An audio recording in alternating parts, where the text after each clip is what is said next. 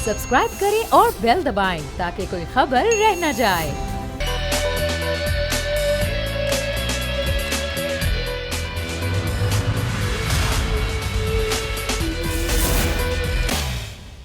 बिस्मिल्लाहिर्रहमानिर्रहीम, अस्सलाम वालेकुम। प्रोग्राम में मैं सुमैया रिजवान आपको खुश आमदीद कहती हूँ। नाज़रीन, पूरे मुल्क में हुकूमत के खिलाफ अदम एतमाद की गूंज है। अपोजिशन बड़ी मुतहरिक हुई है। 22 साल पुराने लोग आपस में मिल रहे हैं, मुलाकातें कर रहे हैं, एक दूसरे को गले लगा रहे हैं, मना रहे हैं और ये कोशिश कर रहे हैं कि वो इत्तेहादी जो हुकूमत के हैं वो अपोजिशन के साथ मिल जाएँ। लेकिन सवाल यहाँ ये उठता है कि अपोजिशन जिस संजीदगी के साथ मुलाकातें कर रही है, क्या उसी संजीदगी के साथ अदम एतमाद चाहती भी है? क्या वाकई अपोजिशन जो कि इस 4 साल दौर में इसकी कारकर्दगी हुकूमत के खिलाफ कोई ख़ास नहीं रही, क्या वाकई वो आखिर में हीरो बनने की कोशिश कर रही है, या फिर वाकई अदम एतमाद लाया जाएगा? ये जो धरना है या एहतजाज है, इसका नतीजा क्या निकलेगा? गो कि 2023 इलेक्शन का साल है। कई हल्के ये भी कहते हैं कि अब टाइम रही कितना गया है, तो इस हुकूमत को टाइम पूरा करने दिया जाए, पूरे 5 साल मुकम्मल करें। जहां इतना सब्र किया अपोजिशन ने, थोड़ा सा और सब्र कर लेंगे। मैं नहीं कह रही, मुख्तलिफ हल्के बात कर रहे हैं। तो क्या वाकई अभी अपोजिशन को सब्र करना चाहिए?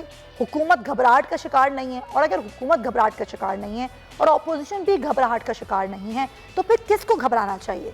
क्योंकि मुझे ऐसा लगता है कि असल जो घबराहट है वो आवाम को है, क्योंकि आवाम इस महंगाई की चक्की पिस रहे हैं और सियासतदान सिर्फ सियासत कर रहे हैं। और वो सियासत किसके लिए हो रही है? वो सियासत भी सिर्फ अपने लिए हो रही है, एक दूसरे को बचाने के लिए, एक दूसरे की साख को बचाने के लिए और हुकूमत गिराने के लिए। क्या अपोजिशन की कोशिशें रगलाएंगी? इस पर हम बात करेंगे। हमारे मेहमान भी हमारे साथ मौजूद है, उनको हम वेलकम कर लेते हैं। पहले नज़ीर लगारी साहब हमें ज्वाइन कर रहे हैं, कराची स्टूडियो से सीनियर सहाफ़ी हैं, तज़ियाकार है, एडिटर इन चीफ है बोल न्यूज़ के। लगारी साहब, बहुत शुक्रिया आपके वक्त का। नदीम कुरैशी साहब हमारे साथ मौजूद हैं, पाकिस्तान तहरीक इंसाफ की नुमाइंदगी कर रहे हैं, आपका भी बहुत शुक्रिया। और राना एहसान साहब हमारे साथ मौजूद हैं, पाकिस्तान मुस्लिम लीग नून से। तो गुफ्तगू आगाज़ करते हैं और सबसे पहले हम राना साहब से गुफ्तगू आगाज़ करते हैं। राना साहब, ये 20-22 साल बाद ये जो मुलाकातें हो रही हैं, बिछड़े लोग मिल रहे हैं, क्या वजह है? क्या वाकई आपको लग रहा है कि इन मुलाकातों से कुछ निकल पाएगा? ख़ासतौर पर जो 1.5 घंटा मुलाकात हुई है उस दिन, उससे निकला क्या? क्या यकीन दिलाया आपको चौधरी बिरादरान ने? बिस्मिल्लाहिर्रहमानिर्रहीम। देखिए, ऑपोजिशन जो है अपना फर्ज अदा कर रही है, क्योंकि जो मुल्क की हालात है मीशत के लिहाज से, आपकी फॉरेन पॉलिसी और उसका मीशत से लेकर और ओवरऑल एक आम आदमी जो एक मुश्किल वक्त से गुजर रहा है, अगर ऑपोजिशन ये अपनी कार्रवाई नहीं करेगी, अपना जितनी हक का जो आईनी जो रास्ता है उसको इख्तियार करते हुए आगे नहीं बढ़ेगी, हम समझते हैं अवाम हमें माफ नहीं करेगी। ये उसी का तसलसल है। अब ये कि जो 20 साल से मुलाकातें नहीं है, अब मुलाकातें ऐसी बात नहीं है। इनसे पहले भी राब्ता था। हमजा साहब जो है वो पंजाब असेंबली में चौधरी परवेज़ इलाही के साथ आए बगैर जो है वो राब्ता रहता है और एक कॉर्डियल रिलेशनशिप है जो कि सियासी होना चाहिए। चले, आप कह रहे हैं आपका पिछले भी राब्ता रहा, तो इस राब्तों का नतीजा क्या निकलने वाला है, ये बताएं ना आप। क्या रहा उस मुलाकात का नतीजा? जितने भी अभी राब्ते हो रहे हैं वो एक ही नतीजे की तरफ जा रहे हैं कि अदम एतमाद हो। अच्छा। और उसके जो है वो जरिए इमरान खान हुकूमत का जो है वो खात्मा हो। और आपको लग रहा है कि इत्तेहादी आपका साथ देंगे इस अदम एतमाद में? देखिए, इसी कोशिश से हम मुलाकात करने गए, इसी उम्मीद से गए। अगर एक दफा नहीं फिर दूसरी दफा जाएंगे, ये तो कोशिश है। और हमारी कोशिश ये है कि जितने भी MQM है, PMLQ है, अगर JQT ग्रुप है या जो इनके सफ़ों के अंदर इनके मुखालिफ जो से नाला इनके अपने मेंबरान हैं, हाँ। हम तो सबसे बातें करेंगे। हमको सबको यही दलाइल देंगे कि आप लेकिन आपको ये भी बताना होगा कि अगर अदम एतमाद कामयाब करवा लेते हैं तो उसके बाद का सेटअप क्या है, क्या सोच क्या रहे हैं आप लोग, और वो किस तरह से काम होगा आगे की हुकूमत? अगर पहले गिराने का मंसूबा है तो उसके बाद का सेटअप भी तो आपको पता होना चाहिए और सवाल से भी काम होना चाहिए। इस पर बात करूंगी। लेकिन नदीम कुरैशी साहब, हुकूमत कह रही है और इमरान खान साहब कह रहे हैं कि पाकिस्तान तहरीक इंसाफ की ऐसी ट्रेनिंग नहीं हुई कि हम घबराएं। तो अगर आप नहीं घबराते और उसके बावजूद ये अपोजिशन अपना काम करती रहती है, इत्तेहादियों को मिला लेती है, अंदर से भी तोड़ फोड़ के अरकान को मिला लेती है, अदम एतमाद ले आती है, हुकूमत क्या करेगी? कोई तैयारी हुकूमत की है इस हवाले से? बिस्मिल्लाहिर्रहमानिर्रहीम। देखिए सुमैया, सबसे पहले तो आज आप राना एहसान साहब से और PMLN की लीडरशिप से बोल न्यूज़ के प्रोग्राम में, आपके प्रोग्राम के बड़े व्यूअर्स हैं, एक बात जरूर ले लें कि ये अब के बाद अपने सियासी मुखालफीन के हवाले से वो सख्त लबो लहजा इख्तियार जो करते थे کبھی ان کو سیکیورٹی رسک قرار دیا کرتے تھے، کبھی ان کو وطن دشمن قرار دیا کرتے تھے، کبھی ان پر مختلف نوعیت کے کرپشن کے الزامات لگایا کرتے تھے. اب کی بار یہ سیاسی مخالفت کو ذاتی مخالفت کا رنگ نہیں دیں گے. مجھے آج بھی شہباز شریف صاحب کی، پرویز الہی صاحب کے بارے میں ایک وہ فکرہ بڑا یاد آ رہا ہے کہ چھوٹی چھوٹی جلسیاں کرنے والا یہ وزیر اعظم کے خواب دیکھ رہا ہے. دیکھیں مقافات عمل جن کے بارے میں آپ متکبرانہ فکرے استعمال کرتے ہیں، جن کو آپ اپنے سے کمتر سمجھتے ہیں، جن کے حوالے سے آپ کی سوچ میں بڑا تعصب ہوتا ہے، وقت آپ کو ان کے دروازے پر لے جاتا ہے. اس لیے کہتے ہیں کہ سیاست میں اسلوب کو، سیاست میں رواداری کو، سیاست میں تحمل اور برداشت کو ہمیشہ مد نظر رکھنا چاہیے. جہاں تک بات ہے عدم اعتماد کی، دیکھیں جی ڈیموکریسی کا حصہ ہے عدم اعتماد. پارلیمان نظام جمہوریت میں گورنمنٹ کے خلاف عدم اعتماد آ جاتی ہیں. اگر ان کو شوق ہے یہ کرے. میں بڑا حیران ہوتا ہوں جب میں پچھلے 3.5 سال کے مختلف واقعات کی کو as a political worker study کرتا ہوں کہ انہوں نے مختلف ڈیٹس دی کہ جی گورنمنٹ اب چلی جائے گی، گورنمنٹ اب کا اب آر یا پار ہو جائے گا، اب یہ اس ڈیٹ کو ختم ہو جائیں گے. لیکن اس کے بعد پھر یہ اپنی اسی تنخواہ پر کام کرتے رہتے ہیں جو عوام نے ان کے لیے منتخب کی. ابھی میں شاہد خاقان صاحب کا جو آپ نے سنایا ساری گفتگو دوران میڈیا ٹاک، تو مجھے بڑی ہنسی تھی. کہتے تھے جی یہ ڈرائنگ روم میں بیٹھ کے حکومت بنی ہے. بھائی آپ اسی حکومت کے اسی نظام کے تحت رکن اسمبلی ہے. جو یہ مراعات آپ بطور میں آپ لے رہے ہیں اب نیشنل اسمبلی کے ممبر کے، اسی نظام کے تحت ہے. مطلب جہاں آپ کی مرضی کے نتائج پورے نہ آئے تو پورا نظام سبوتاژ. سر جی آپ مجھے یہ بتائیے کہ چلیں ٹھیک ہے وہ جو بھی بیانات دے رہے ہیں نا، اب وہ اگر اتحادیوں سے مل رہے ہیں، وہ اور لوگوں سے مل رہے ہیں، وہ آپ کے اندر سے بھی کہہ رہے ہیں کہ گروپس بن گئے ہیں، تو حکومت کو کتنا بھروسہ ہے اپنے اتحادیوں پر؟ کتنا یقین ہے کہ چاہے کوئی کتنی بھی ملاقاتیں کر لے، 20-22 سال بعد بھی مل رہے، لیکن وہ ان کو توڑ نہیں سکتا؟ یہ اعتماد کتنا ہے آپ کا اتحادیوں پر؟ ساری طاقتیں اللہ کی لیے ہیں. اللہ تعالیٰ جس کو چاہتا ہے اجازت دیتا ہے. ہم میں جو گروپ بنے ہوئے ہیں یا نہیں بنے ہوئے وہ ان کو پتہ ہے. یہ ایک شخص کا نام تو لیں، یہ تو اب ہم سے کوئی شخص ودتا پارٹی اگر کوئی ڈفرنس کرتا ہے کسی بھی ایشو پر، ہم ایک پولیٹیکل پارٹی ہے نا، ہم پرائیویٹ لمیٹڈ کمپنی تو نہ کسی خاندان کی ملکیت ہے نہ کسی فیملی کی کہ مختلف ہم نے جو اس فیملی ممبرز ہیں ان کو اپنا لیڈر تسلیم کر کے اسی شش و پنج میں رہنا ہے کہ ہمارا حقیقی لیڈر کون ہے. ہم ایک ڈیموکریٹک پارٹی ہے. 20-22 سال سٹرگل کی ہے، اللہ تعالیٰ کی ہے. اگر ان کے پاس وہ لوگ ہیں تو ہمارے ہیں، یہ ان کو شو کرے نا. یہ تو مطلب جہاں میڈیا کو انسٹرکشن دے رہے ہوتے ہیں کہ جی فلاں ٹی وی پروگرام میں ہمارا سپوکس مین نہیں بیٹھا اور فلاں اینکرز کتے کی طرف بھونکتے ہیں، یہ اتنے سخت ورڈ اب تو ریکارڈ کا حصہ ہے. چلے میں نہیں چاہتی کہ آپ ان الفاظ کو دہرائیں، لیکن بات یہ کہ ابھی جو فضا ہے کہ واقعی وہ حکومت کے خلاف ہے یا پھر وہ اپوزیشن اس بار بھی کامیاب نہیں ہوگی، اس پر ذرا ہم بات کر رہے ہیں تو ابھی اس پر ہی ہم رہتے ہیں. لغاری صاحب یہ جو عدم اعتماد کی باتیں کی جاتی ہیں، ہم ہر سیاسی دور میں دیکھتے ہیں کہ کسی بھی حکومت کو وقت پورا کرنے نہیں دیا جاتا. کیا یہ صحیح جمہوریت کی بات ہے کہ اگر ایک حکومت آئی ہے تو اس کو آپ ٹائم پورا کرنے دیں، کہ 1 سال ہی رہ گیا ہے چلنے دیں؟ اور وہ جو باتیں لوگ کر رہے ہیں کہ جی صبر کرے اپوزیشن، جب اتنا صبر کر لیا تھوڑا سا اور صبر کر لیں. لوگوں سے تو ہم بھی یہی کہا کرتے تھے کہ جناب حکومت کو مدت پوری کرنے دیں اور کوئی غیر آئینی عمل نہیں ہونا چاہیے. شکر ہے اللہ کا کہ جس طرح سے پاکستان کے 2 وزراء اعظم عدالتوں کے ذریعے گھر بھیجے گئے، ان کو عدالت کے ذریعے گھر نہیں بھیجا جا رہا ہے. اس طرح تحریک عدم اعتماد یہ کوئی پہلا واقعہ نہیں ہے. تحریک عدم اعتماد جو ہے وہ پہلے بھی پیش کی جاتی رہی ہے اور اس کے مختلف نتائج بھی رہے. جب ہمارے فخر امام صاحب آج تو موجودہ حکومت کا حصہ ہیں اور وہ ہیں اپنا باقاعدہ صاحب منصب ہیں، جب وہ اسپیکر بنائے گئے تھے 1985 میں، تو کچھ دنوں کے بعد جنرل ضیاء الحق نے ان کے بارے میں کچھ ان کو تشویش ہوئی تھی کہ یہ میرے ایجنڈے کے مطابق کام نہیں کر پائیں گے، تو تحریک عدم اعتماد لائی گئی اور تحریک عدم اعتماد ان کے خلاف کامیاب ہوئی اور ان کی جگہ پر جنرل ضیاء الحق نے اپنے منظور نظر حامد نصیر چٹھا صاحب کو اسپیکر بنوایا. دوسری بار محترمہ بے نظیر بھٹو کے خلاف IGI تحریک عدم اعتماد لائی اور MKM حکومت کے ساتھ تھی، پیپلز پارٹی کے ساتھ تھی، لیکن 1 مہینہ پہلے وہ ایک خفیہ معاہدہ بھی کر چکی تھی IGI کے ساتھ کہ ہم آپ کو ووٹ دیں گے. اور عین موقع پر انہوں نے ووٹ بھی پیپلز پارٹی کے خلاف استعمال کیا، لیکن وہ ووٹ آف نو کانفیڈنس ناکام ہوا تھا۔ تو اب یہ تیسرا ہے جو معاملہ چل رہا ہے، اور یہ بھی ابھی طے نہیں ہے کہ پہلے کہاں پنجاب میں ہوگا، قومی اسمبلی میں ہوگا، صحیح ہے، سینٹ میں ہوگا، قومی اسمبلی میں ہوگا، ابھی بھی یہ طے نہیں ہے کہ کہاں پر ہونے جا رہا ہے اور کب ہونے جا رہا ہے۔ ہوم ورک جو ہے وہ بڑی محنت سے کیا جا رہا ہے اور تمام سیاسی سٹیک ہولڈر سے باتیں ہو رہی ہیں۔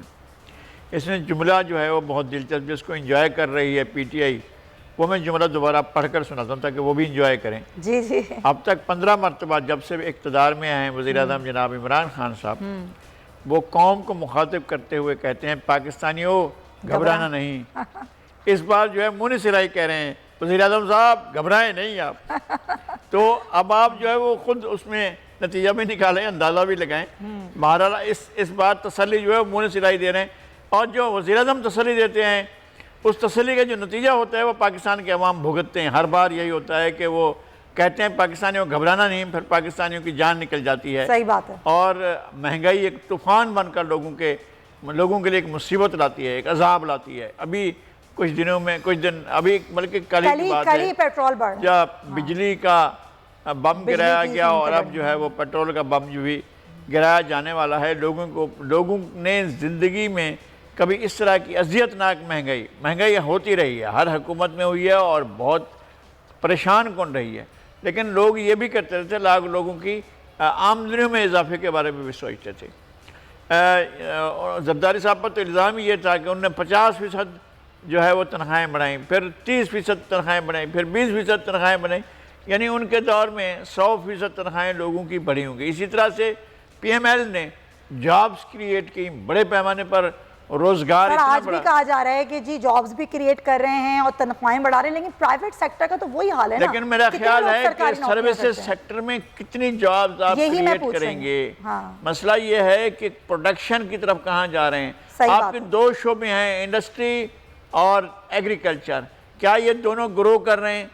دیکھیں ہمیں صاف لگ رہا ہے جب آپ گیس نہیں دے رہے ہیں کئی مہینوں سے، جب آپ ان کو انرجی نہیں دے رہے ہیں تو کہاں سے وہ کر رہی ہے؟ پنجاب میں گیس نہیں ہے، سندھ میں گیس نہیں ہے، سندھ گیس پروڈیوس کرتا ہے، اس کو گیس نہیں مل رہی۔ یہ سارے معاملات ایک طرف ہیں، عوام تو بہت پہلے ہی کہہ چکے تھے کہ عوام کے گھبرانے کا وقت ہوا چاہتا ہے، لیکن ابھی کیا واقعی حکومت گھبرانے کا وقت ہوا چاہتا ہے یا نہیں رانا صاحب؟ اور پہلی بات یہ کہ آپ لوگ جب عدم اعتماد کی بات کرتے ہیں تو اس سچویشن کے بعد ایک اور سچویشن ہے نا، تو وہ اس کا سیٹ اپ کا کیا پلان ہے؟ کیا ہوگا اگلا سیٹ اپ؟ اگر آپ کسی کو قائل کریں گے کہ وہ آپ کا عدم اعتماد میں ساتھ دے تو آگے کے سیٹ اپ آپ کیا بتائیں گے اس کو؟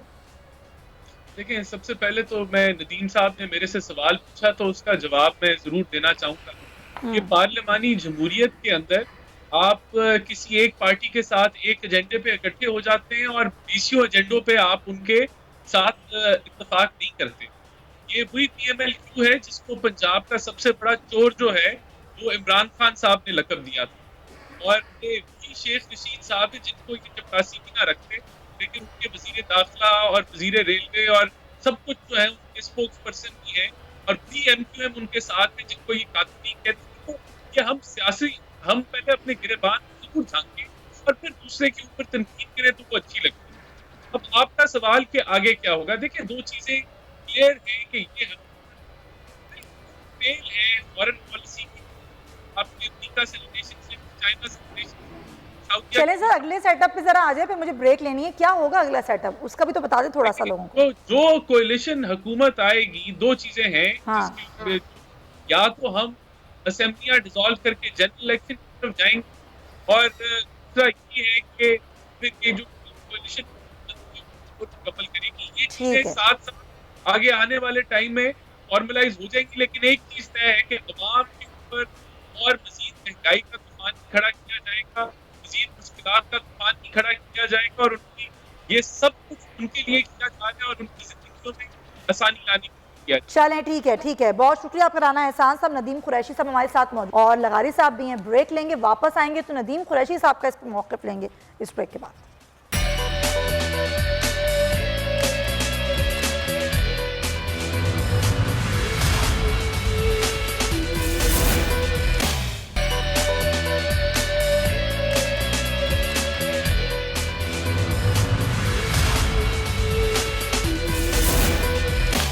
Welcome back to the show. और हम बात कर रहे हैं हुकूमत के खिलाफ अदम एतमाद कितना कामयाब होगा। ये मुलाकातें जो अपोजिशन इत्तेहादियों के साथ कर रही है, क्या इससे हुकूमत घबराए?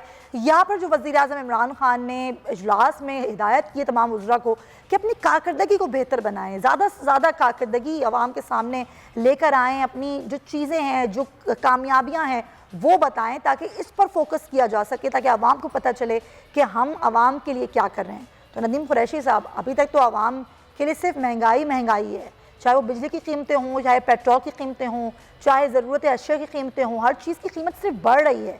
तो क्या रिलीफ हुकूमत देगी आवाम को, और ये बताएंगे कि जी हम आवाम को रिलीफ दे रहे हैं, तो आप ये बताने की कोशिश करेंगे कि हमें अदम एतमाद से कोई ख़तरा नहीं? देखिए सुमैया, अल्टीमेटली तो आवाम जिंदगी में बेहतरी लाना ही हुकूमत की अवलीन तरजीह है। सियासी तौर पे सियासी मुखालफिन एक दूसरे के खिलाफ नंबर आजमा रहते हैं। पाकिस्तान में पार्टी सिस्टम था बड़े अरसे से, यही दो जमातें जो आज अपोजिशन में है, और बाकी जो छोटी जमातें JUI और दीगर ANP, वो इनकी इत्तेहादी हुआ करती थी। आज पाकिस्तान में एक नई पार्टी की गवर्नमेंट है, इंटरनेशनल बड़े मुश्किल में है, और मैं हर जगह इजहार करता हूँ, आपकी तरह मैं भी महंगाई पर हूँ, लेकिन हमने देखना ही है कि गवर्नमेंट रिपेयर्स के लिए अगर नहीं लिए तो 10 लाख रुपए का जो हेल्थ कवरेज है किसी भी शख्स को, ये क्या है, उसके बोझ को कम करने की कोशिश है। अगर आपके किसान को डिफरेंट फर्टिलाइजर पे, पेस्टिसाइड्स पे पर एकड़ सब्सिडी मिल रही है, ये उसकी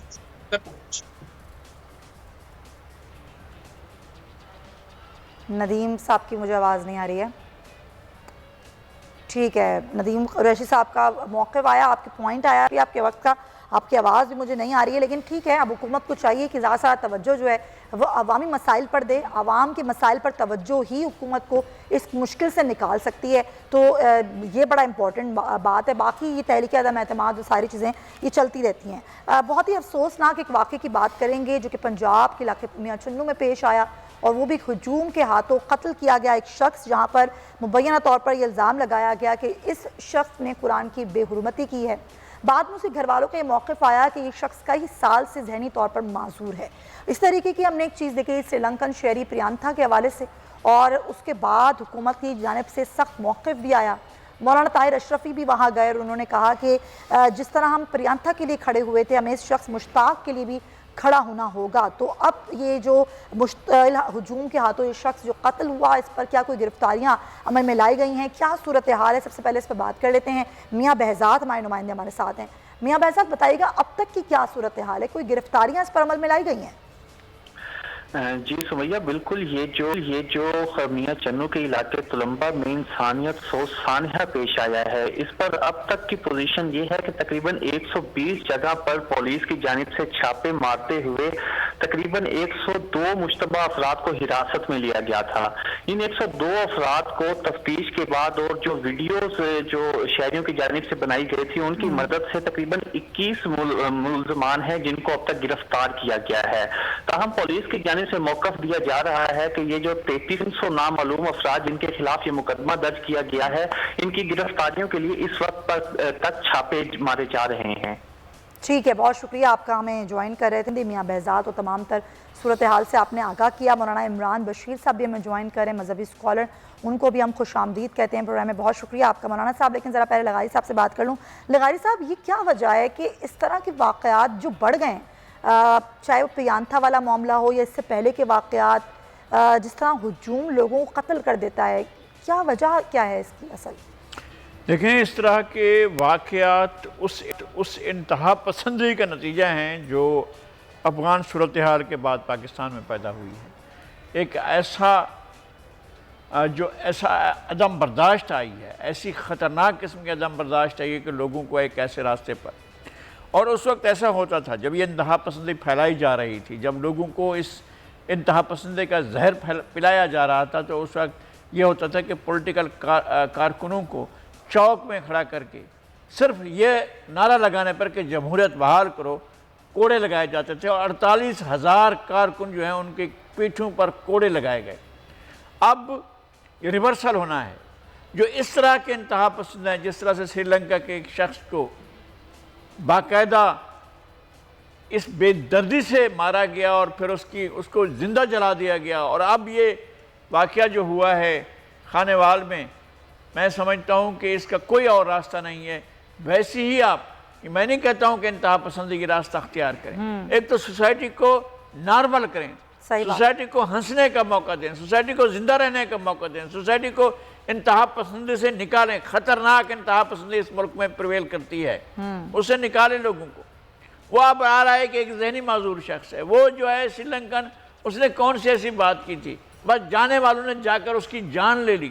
اگر کوئی جان لیتا ہے، جان لینے کی تبلیغ کرتا ہے، جان لینے کے بارے میں وہ اس طرح کے ریمارکس دیتا ہے، تو پھر اس کو روکنا ضروری ہے۔ بالکل۔ اگر آپ کو لوگوں کو قتل کا بدلہ جو آپ کی شریعت میں ہے، آپ لوگوں کو جو ہے وہ ایسی سخت سزا دیں کہ پھر یہ اس طرح نہ سوچیں۔ اسپیریٹ ٹرائل ہونا چاہیے پہلے کے کہ کیسز لوگوں کا کا۔ بیانیہ ٹھیک ہونا چاہیے، صحیح بات ہے۔ لوگوں کو انتہا پسند، لوگوں کو قتل کرنے کی یہ جو لوگ باقاعدہ اس کے بارے میں ترویج کرتے رہتے ہیں، ہاں جی فلاں واجب القتل ہے اور فلاں واجب القتل ہے، کسی موب کے ہاتھوں نہیں۔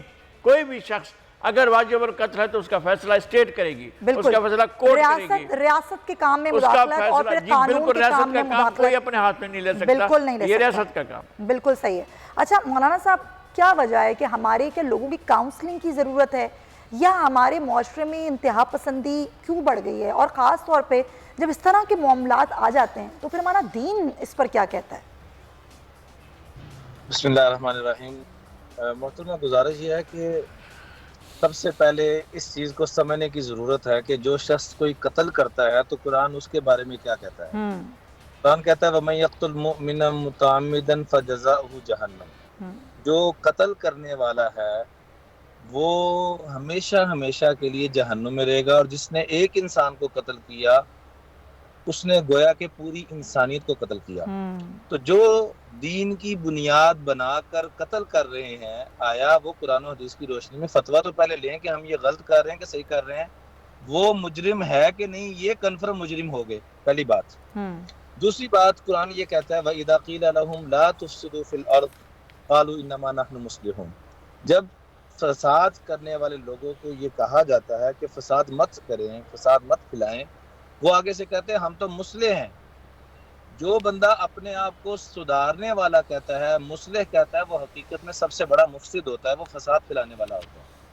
اس لیے قرآن پاک نے جتنی سزائیں اور جتنی اس کی تفصیل مختلف قوانین کی قرآن پاک نے بیان کی ہے، لیکن فساد مچانے والوں کی جتنی تفصیل قرآن نے بیان کی اتنی کسی چیز کی بیان نہیں کی۔ چنانچہ اللہ تعالیٰ فرماتے ہیں انما جزاء الذین یحاربون اللہ ورسولہ ویسعون فی الارض فسادا، جو زمین میں فساد، فتنہ، چاہے وہ قتل کی صورت سے، چاہے بے حیائی کی صورت سے، کسی صورت میں بھی فساد برپا کرتے ہیں، ان یقتلوا، تو حاکم وقت کے لیے اس کی اجازت ہے کہ یا ان کو قتل کیا جائے، او یصلبوا، ان کو یا سولی پہ لٹکایا جائے، او تقطع من خلاف، یا او تقطع ایدیہم وارجلہم من خلاف، یا ان کے ہاتھ پاؤں کو کاٹ دیا جائے، او ینفوا من الارض، یا ان کو ملک بدر کر دیا جائے۔ یہ دنیا میں ان کے لیے ذلت ہے اور آخرت میں الگ سے عذاب ہوگا۔ اس میں چھوٹے چھوٹے دو واقعات پیش کرنا چاہوں گا، ممکن ہے کہ شاید ہماری رہنمائی کے لیے کافی ہو جائیں۔ صلاح الدین ایوبی رحمۃ اللہ علیہ، جن کا ہر مسلمان نام بڑے فخر سے لیتا ہے، ان کے سامنے ایک گستاخ کی بات آئی کہ اس نے کہا کہاں ہے تمہارے محمد صلی اللہ علیہ وسلم، نعوذ باللہ، میں ان سے بڑھ کر طاقت والا ہوں۔ تو صلاح الدین ایوبی فرماتے ہیں ہماری نیندیں حرام ہو گئیں جب تک اس بندے کو قتل نہ کیا۔ کیا ہمارے حکومت، دیکھیں جڑ سے بات کو پکڑنا ہوگا، خالی عوام پہ نہ ہم یہ سارا مدعا تھوپیں، بلکہ کیا حکمرانوں کی نیندیں اڑ رہی ہیں، کیا انتظامیہ کی نیندیں اڑ رہی ہیں؟ اگر تو اڑ رہی ہیں تو یہ اپنا حشر عمر بن عبدالعزیز اور مولانا صاحب یہ تو ایک الگ پہلو ہے، لیکن ایک اور پہلو جس پر ہم بات کریں کہ لوگوں کی جو کاؤنسلنگ ہے وہ کتنا ضروری ہے، اور خاص طور پہ علماء کرام اس میں کس طرح رہنمائی کر سکتے ہیں عوام کی؟ جی دونوں چیزیں ضروری ہیں میری بہن، عوام کے لیے بھی احکامات اللہ نے دیے ہیں، حکمرانوں کے لیے بھی دیے ہیں۔ ٹھیک، ایک ٹھیک ہو ایک ٹھیک نہ ہو تب بھی کام نہیں چلے گا۔ صحیح ہے۔ اگر عوام غلط کر رہی ہے تو اس کی میں نے ساری تفصیل بتا دی ہے کہ یہ فساد برپا کریں، غلط کر رہے ہیں، ٹھیک یہ ہے، جنت کے بدلے میں جہنم لینے کے چکروں میں پڑے ہوئے۔ صحیح ہے۔ حضرت میں بیچ میں آپ کی قطع کلامی کر رہا ہوں انتہائی معذرت کے ساتھ۔ آپ نے ایک نص صریح جو ہے وہ دے دی ہے جو قرآن مجید کی طرف سے آئی ہے، اور اس کا حکم دے دیا ہے۔ اس کا مطلب یہ ہے کہ یہ ریاست کام کر سکتی ہے اگر کوئی ایسا کرتا ہے تو۔ دوسری طرف یہ ہے کہ آپ ایک مثال دے رہے ہیں، وہ قرآن اور حدیث کی نہیں ہے، ایک بعد کے تابعین بھی نہیں ہے، تبع تابعین نہیں ہے، بہت بعد کے ہیں۔ صلاح الدین ایوبی اور بہت محترم ہے ہسٹری میں، چونکہ وہ کروسیڈ کے خلاف انہوں نے ایک بڑی کامیابی حاصل کی تھی، اور انہوں نے جو ہے وہ یہ جو صلیبی جنگوں تھیں ان میں اپنا مرکزی کردار ادا کیا تھا۔ اس کے باوجود جب ایک نص سری ہمارے پاس موجود ہے قرآن اور سنت کی صورت میں، تو ہم کسی اور فقیہ کا، حکمران کا، عالم کا عمل جو ہے اس کو ہم وہ دیں گے، اس کو برہان قاطع بنا دیں گے۔ آپ کا یہ خیال ہے؟ نہیں حضرت، اس کی ضرورت نہیں ہے۔ میں تو کچھ اور عرض کرنا چاہ رہا ہوں کہ حکمرانوں کے لیے بھی احکامات ہیں، کہیں حکمرانوں سے سستی تو نہیں ہو رہی، اور یہ بات جواز فراہم کرے گی ان لوگوں کو جو موب کی صورت میں جا کر لوگوں کو قتل کر رہے ہیں۔ وہ کہتے ہیں حکمران تو کر نہیں رہے، اب ہم جا کر قتل کر رہے ہیں۔ اس طرح سے ان کو یہ حوصلہ افزائی ہو رہی ہے۔ اور آپ میری بات شاید سمجھے نہیں حضرت، میں معذرت کے ساتھ عرض کروں گا کہ جو بھی قتل کر رہا ہے، میں نے سب سے پہلی بات یہ کی ہے کہ قتل کرنے والا تو جہنمی ہے کنفرم۔ جیسے اس بندے کو قتل کر دیا گیا، اس کا گناہ ثابت ہوا نہیں ہوا، یہ تو اہل حکومت کا، انتظامیہ کا معاملہ ہے۔ دوسری طرف میں یہ عرض کر رہا ہوں کہ اگر انتظامیہ غفلت اور سستی برت رہی ہے تو ان کے لیے کیا حکم ہے۔ عمر بن عبدالعزیز کے دور میں ایک شخص قید میں پکڑا جاتا ہے تو فرمایا میں اتنی لمبی فوج بھیجوں گا کہ جس کا ایک سرا میرے پاس ہوگا، دوسرا روم میں ہوگا، کہ ہمارے ایک بندے کو بھی کیوں پکڑا جا رہا ہے۔ تو نعوذ باللہ حضور کی گستاخی یا قرآن کی گستاخی کے لیے کیا ہمارے حکمرانوں کی نیندیں اڑ رہی ہیں؟ اگر اڑ رہی ہیں بہت مبارک کی بات ہے، اور اگر نہیں اڑ رہی تو اس پہ بھی ہمیں سوچنے کی ضرورت ہے۔ لیکن بات وہیں آتی ہے کہ یہ معاملہ ریاست کا ہے، قانون کو ہاتھ میں لینے کی اور ریاست کے کام میں مداخلت کرنے کی اجازت کسی کو بھی نہیں ہونی چاہیے۔ یہ ہے اصل پوائنٹ۔ ریاست کو بھی بیدار ہونے کی ضرورت ہے۔ بالکل بیدار ہونے کی ضرورت ہے، لیکن عوام کی بھی جو رہنمائی ہے، جو کاؤنسلنگ ہے، وہ بھی بہت ضروری ہے۔ بہت شکریہ مولانا عمران بشیر صاحب، نذیر لغاری صاحب، حضرات کا بہت شکریہ۔ ناظرین، پروگرام میں ایک بریک شامل کریں گے، واپس آئیں گے تو پھر ذرا بات کریں گے ڈاکٹر نوشین اور میڈیکل کی طالبہ پروین کو خلاصہ کرنے ان دونوں معاملات کے حوالے سے اس بریک کے بعد۔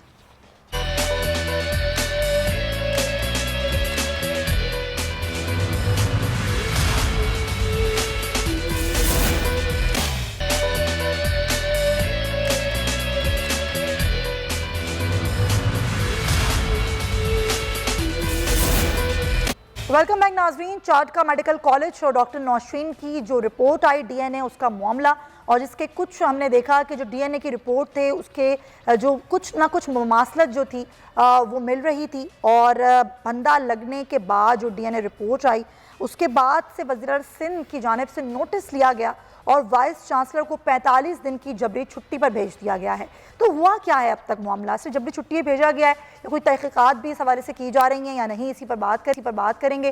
شراز پٹھان ہمیں جوائن کریں۔ شراز، وائس چانسلر کو تو جبری چھٹی پر بھیج دیا 1.5 مہینے کی، لیکن مزید کیا تفتیش کوئی کی جا رہی ہے کسی سے اس معاملے پر؟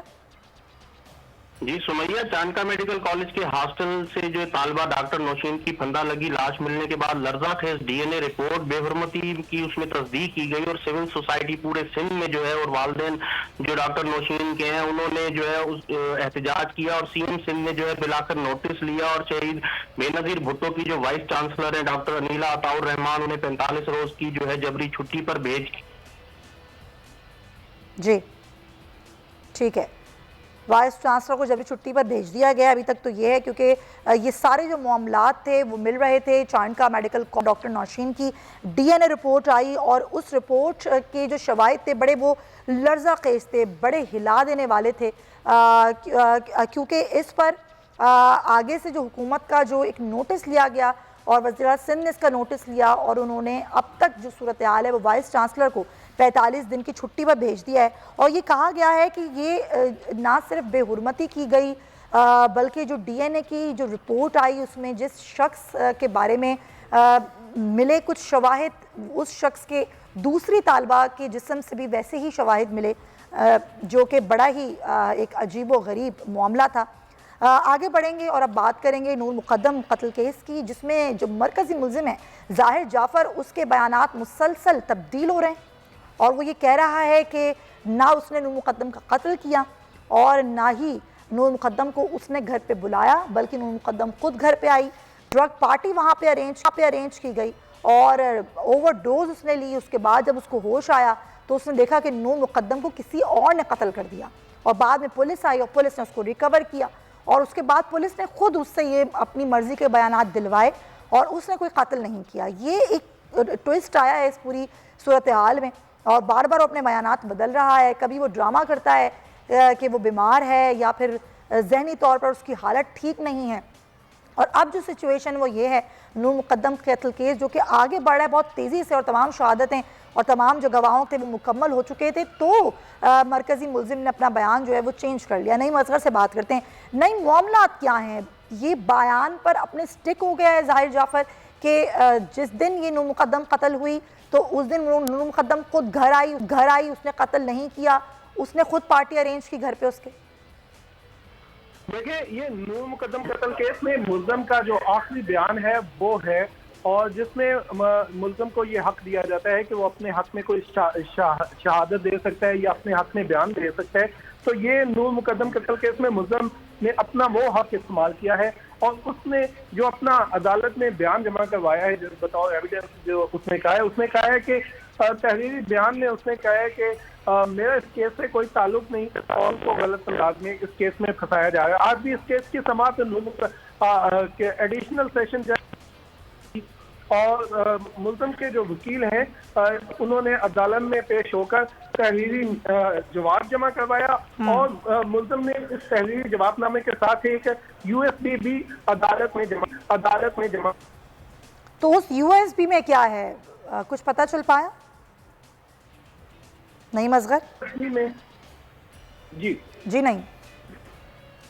उन्होंने ये बताया कि इस USB में इन दोनों के जो मकतूला हैं और जो मुल्ज़म है उसके रिलेशनशिप के हवाले से 2 वीडियोज़ हैं और जिस पर मुद्दई के वकील निसार असगर ने ये कहा दरख्वास्त की अदालत से कि ये जो वीडियो क्लिप फराहम किए गए हैं जो अदालत में जमा करवाए गए हैं इनकी कॉपी हमें भी फराहम की जाए। इस केस में अपने बयान में उन्होंने ये भी कहा है कि मुल्ज़म ने एतराफ़ किया कि नूर मुकद्दम के साथ वो लिविंग रिलेशनशिप में था और नूर मुकद्दम ने भी अमेरिका की परवाज़ लेने से मना किया। नूर मुकद्दम ने कहा था कि मैं भी तुम्हारे साथ अमेरिका जाना चाहता। ठीक है, ये हैं सारे मामलात। नईम असगर, बहुत शुक्रिया। मरकज़ी मुल्ज़िम है ज़ाहिर जाफ़र जिसने तहरीरी तौर पर यह बयान जमा कराया है और उसका ये कहना है कि हरगिज़ भी उसने नूर मुकद्दम को कत्ल नहीं किया है। अब देखना ये कि आगे इस केस में क्या होता है। इसके साथ ही प्रोग्राम का वक्त ख़त्म होता है। नाज़रीन, अपना बहुत ख्याल रखिएगा। इंशाअल्लाह आपसे कल मुलाकात होगी। अल्लाह हाफ़िज़।